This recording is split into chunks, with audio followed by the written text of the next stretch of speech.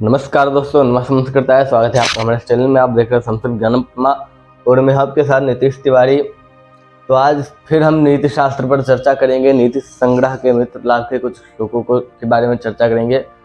सर्वप्रथम यहाँ पर विद्या के बारे में बताया गया है। विद्या का महत्व बताया गया है। विद्या क्या है? पढ़ो पढ़ो, सब कुछ पढ़ो, पर क्यों पढ़ें, किस लिए पढ़ें, विद्या से हमें मिलती क्या है? तो सबसे पहले बता रहे हैं कि विद्या ददाति विनयम, ये वाला श्लोक है।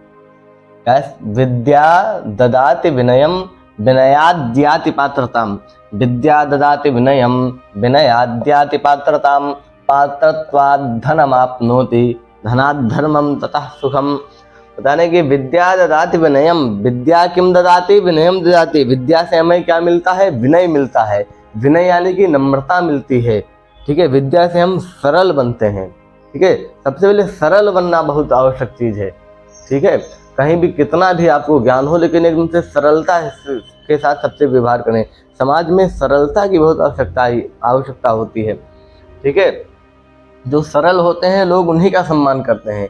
जो कठोर होते हैं वो अपना सम्मान करवाते हैं। व्यक्ति अपने मन से उनका सम्मान कभी नहीं करता। ठीक है, तो विद्या ददाति विनयम, विद्या से सर्वप्रथम हमें विनय प्राप्त होता है, नम्रता प्राप्त होती है। ठीक है, विनयाद्याति पात्रताम, और विनय से हमको पात्रता प्राप्त होती है। विनय से हमको क्या प्राप्त होती है? पात्रता। पात्रता यानी कि उपाधि, पद। ठीक है, विद्या से विनय और विनय से पात्रता। पात्रता यानी कि पद। जब पद आ गया तो पद से फिर सैलरी भी मिलनी शुरू हो जाएगी आपको। पात्रता धनम आपनोति, पात्रता से हमें धन की प्राप्ति होती है।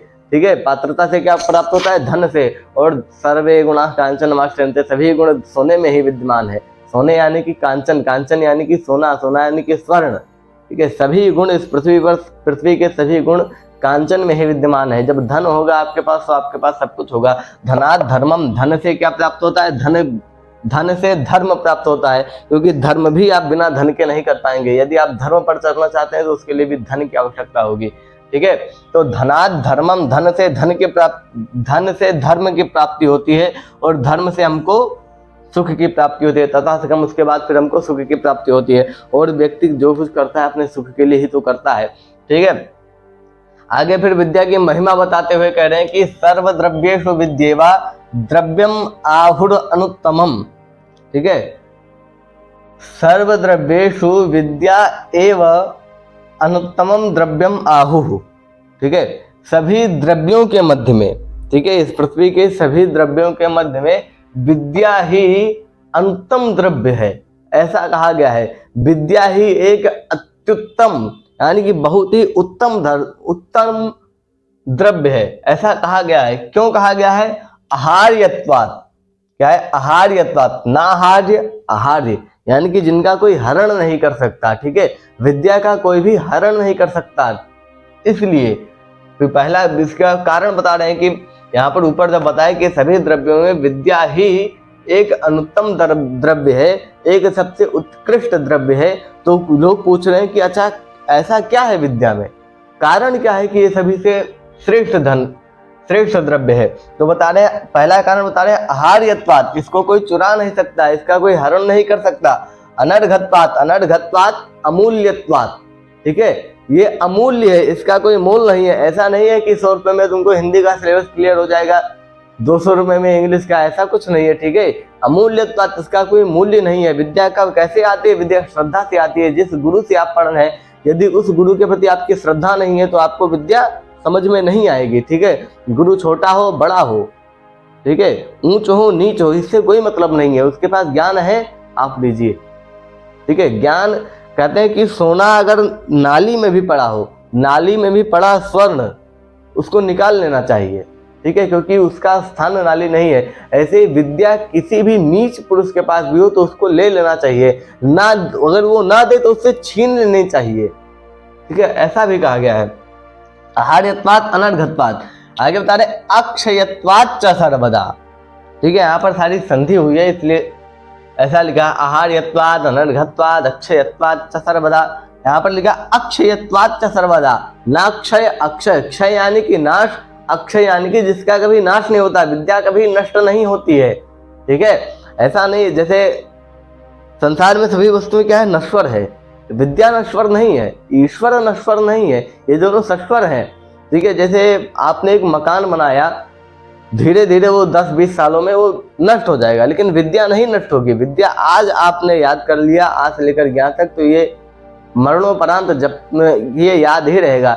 लेकिन ऐसा नहीं कि आप कभी अभ्यास ही ना करें और आपको याद रहेगा, क्योंकि बताया गया अनभ्यास से विषम विद्या, बिना अभ्यास के विद्या भी विष के समान है।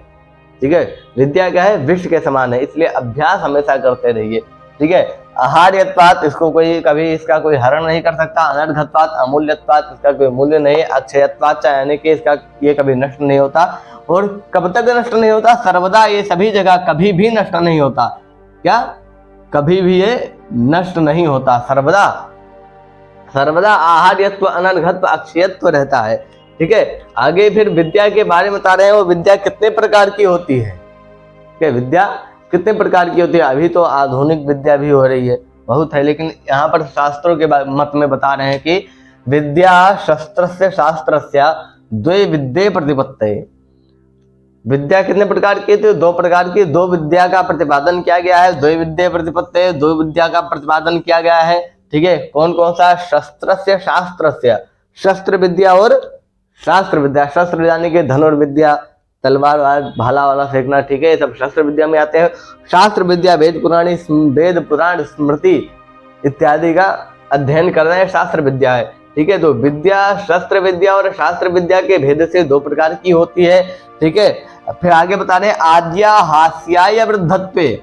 आद्या हास्याय वृद्धत्वे, आद्या यानी कि पहली वाली जो विद्या थी, पहली विद्या कौन थी, शस्त्र विद्या। ठीक है, हास्याय वृद्धत्व, ये वृद्धावस्था को प्राप्त होने पर हास्य का कारण बनेगी। जो शस्त्र विद्या है, ये जब तक आप जब आप किशोरावस्था आएगी, नया नया खून है, शस्त्र चलाएंगे, शस्त्र को परास्त करेंगे। युवावस्था आ जाएगी, युवावस्था में आप शस्त्र से पूरे संसार में आपकी कीर्ति फैलेगी। ठीक है, आपको एक सम्मान के साथ लोग देखेंगे, बलवान है, इनके पास शस्त्र विद्या है। ठीक है, लेकिन जब आप वृद्धावस्था को प्राप्त हो जाएंगे, जब आप बूढ़े हो जाएंगे, तो शस्त्र विद्या आपके किसी के काम नहीं रहेगी। ठीक है, अगर यदि आप बूढ़े हैं तो आप तलवार चलाकर किसी शत्रु को मार पाएंगे, नहीं मार पाएंगे। फिर आपको लोग देखकर हंसेंगे। ठीक है, कि जवानी में क्या था और अभी देखो, ये एक गिलास पानी भी कोई नहीं देगा। जानते हो क्यों? क्योंकि तुम्हारे पास ताकत नहीं है, तुम जबरदस्ती उसे छीन नहीं सकते, और वो अपनी उसके और तुम्हारे प्रति उसकी श्रद्धा कभी बनेगी नहीं, क्योंकि तुमने कभी उसका सम्मान नहीं किया। ठीक है, श्रद्धा क्यों नहीं बनेगी? क्योंकि उसने तुमसे कुछ प्राप्त ही नहीं किया, इसलिए श्रद्धा नहीं बनेगी। ठीक है, तो आद्या हास्याय वृद्धत्व, आद्या जो शस्त्र विद्या था वो वृद्धत्व, वृद्धावस्था को प्राप्त होने पर हास्याय, हास्य का कारण बनेगी। द्वितीयाद्रियते सदा, द्वितीय विद्या कौन सी? शास्त्र विद्या। जो शास्त्र विद्या है ये हमेशा अदृढ़ रहेगी, ये हमेशा दृढ़ रहेगी। ठीक है, बलवान रहेगी, ये हमेशा आपको सम्मान दिलाती रहेगी। ठीक है, जब आप छोटे रहेंगे, कहते हैं कि राजा अपने देश में पूजा जाता है और विद्वान सर्वत्र पूजिते, विद्वान सभी जगह पूजा जाता है। ठीक है, यदि आप बूढ़े भी हो जाएंगे, आप लेटे हैं, सो रहे हैं, मरणासन हो गए, फिर भी आपके जो शिष्य हैं वो लगे रहेंगे, गुरुजी पढ़ा दीजिए, गुरुजी ये कर दीजिए, इनसे सम्मान के साथ आपको हमेशा देखेंगे। ठीक है, जो शस्त्र विद्या है, शस्त्र विद्या, यहाँ पर शस्त्र विद्या में अभी आपको आधुनिक साइंस, सोशल साइंस इत्यादि भी ले लेना चाहिए। ठीक है, क्योंकि ये शास्त्र विद्या से अतिरिक्त है। शस्त्र विद्या यानी कि, शास्त्र विद्या यानी कि ज्ञान का विषय, जहां से भी हमको ज्ञान प्राप्त हो रहा है वो शास्त्र विद्या। ठीक है, शास्त्र का मतलब, शास्त्र कितने हैं? 6 शास्त्र हैं। यहाँ पर शास्त्र का मतलब शास्त्र ही समझेंगे तो 4 वेदों में अतिव्याप्ति, 4 वेदों में अव्याप्ति जाएगी, 4 वेदों को ग्रहण नहीं किया जाएगा। ठीक है, इसलिए विद्या को कितने, विद्या मतलब जिससे भी हमको ज्ञान प्राप्त हो, वो सारी शास्त्र विद्या। ठीक है, आगे फिर बता रहे हैं कि ये विद्या होता कैसे है। विद्या की एक महिमा और बता रहे हैं कि न चौर, इसको शायद आपने सुना हो कि न चौरहार्यम न च राज्यहार्यम न भ्रातृभाज्यम न च भारकारी, देये कृते वर्धत एव नित्यम, विद्याधनम सर्वधनम प्रधानम। ठीक है, न चौर्यहार्यम न च राज्यहार्यम न भ्रातृभाज्यम न च भारकारी, देये कृते वर्धत एव नित्यम, विद्याधनम सर्वधनम प्रधानम। न चौरहार्यम, इसको चोर के द्वारा चुराया नहीं जा सकता। चौर यानी कि चोर। ठीक है, चुर स्थे धातु से बना है, चौरहार्यम न इसको चोर के द्वारा चुराया नहीं जा सकता। न च राज्य हार्यम, ना राजा के द्वारा इसको छीना जा सकता है। जिसे क्या राज्य कर होता है, जिसको अभी इनकम टैक्स के नाम से जाना जाता है। ठीक है, तो इसका कोई विद्या का कोई टैक्स नहीं लगता है कि आपके पास ज्यादा विद्या है तो आप इतना टैक्स देंगे। ठीक है, ना चोर के द्वारा इसको चुराया जा सकता है, ना राजा के द्वारा इसको छीना जा सकता है, ना भ्रातृभाज्यम, ना भ्रातृ में इसका बंटवारा हो सकता है, न च भारकारी, ना ये कोई भारी वस्तु है कि आपको सर पर रखकर घूमना है। ठीक है, भारी वस्तु तो नहीं है ना कि आपने इतना पढ़ लिया है आपके सर पर घूम रहा है, सर पर लेकर चलना है। इसलिए कोई भारकारी चीजें नहीं है, सब दिमाग में फिट कर लेना है। व्यये कृते वर्धते एव नित्यम, सबसे बड़ी बात, व्यये कृते वर्धते एव नित्यम, जितना बांटोगे उतना ही बढ़ेगा।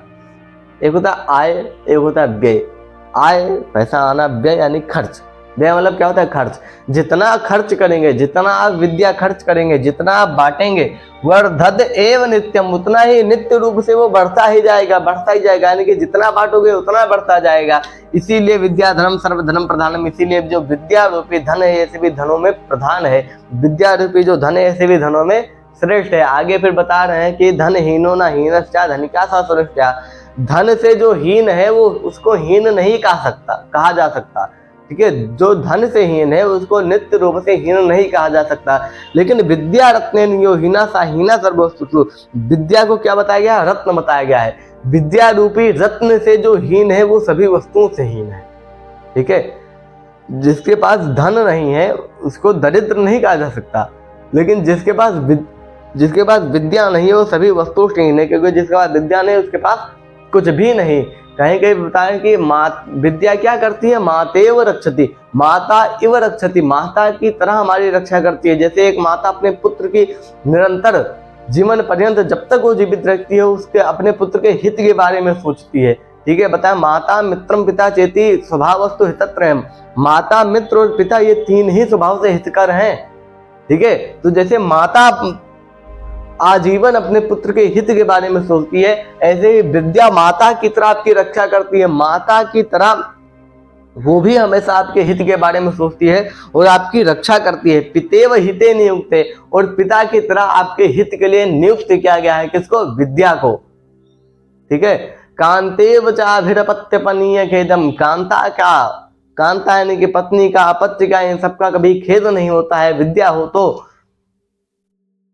बता रहे हैं कीर्तिन च दिक्षु विमलाम वितनोति, दिक्षु यानी कि दिशाओं में क्या करता है? विमलाम कीर्तिम, मतलब विमल सरलता से पूरी दसों दिशाओं में आपकी कीर्ति को फैलाती है। कीर्तिन च दिक्षु विमलाम वितनोति, ठीक है, पूरे पृथ्वी पर चारों दिशाओं में आपकी कीर्ति को फैलाती है। कौन फैलाती है? विद्या लक्ष्मी च ददाति, और लक्ष्मी भी प्रदान करती है। आगे फिर सबसे बड़ी बात करें कि किम किम न साधयति कल्पलते विद्या। कल्प वृक्ष का नाम आपने सुना होगा। कल्प वृक्ष के नीचे जो भी व्यक्ति बैठा होता है, कल्प वृक्ष एक ऐसा वृक्ष है जिसके नीचे बैठकर आप जो भी इच्छा करेंगे वो इच्छा आपकी पूर्ण होगी। ठीक है, पृथ्वी पर 4 जगहों पर कल्प वृक्ष पाया जाता है। जहां जहां कुंभ लगता है वहां पर कल्प वृक्ष है। ठीक है, अदृश्य रूप में है लेकिन है। ठीक है, तो कल्प वृक्ष के साधारण सी बात है, कल्प वृक्ष के नीचे बैठकर मनुष्य कभी भी दुखी नहीं हो सकता, क्योंकि वो जो भी इच्छाएं करेगा वो इच्छा उसकी पूर्ण हो जाएगी। यदि इच्छा को सीमित रखता है तब एक कहीं इच्छा कर दे, एक सुंदर सी कन्या आ जाए हमारे पास, आ गई, फिर इच्छा करे कहीं गांव वाले ना देख ले, फिर कहीं इच्छा कहीं से राय मुझको खा लिया, काम खत्म। ठीक है, इच्छाओं को सीमित रखना जरूरी है। अपने मन को शांत रखो तभी कल्प वृक्ष के नीचे बैठो। वैसे तो आप सबको कल्प वृक्ष कहीं मिलेगा नहीं। ठीक है, ये बात अलग है। तो किम किम न साधयति कल्पलते विद्या, कल्प लता की तरह ही है विद्या। विद्या क्या क्या नहीं देती है आपको, जो मांगेंगे वो मिलेगा। ठीक है, जो चाहेंगे वो मिलेगा। कल्प वृक्ष के समान है विद्या। ठीक है, विद्या कल्प वृक्ष की तरह आपकी सभी इच्छाओं को पूरा करेगी। ठीक है, तो आज के लिए इतना ही विद्या के बारे में ही। आगे फिर अगली चर्चा करेंगे। तब तक के लिए नमस्कार। संस्कृत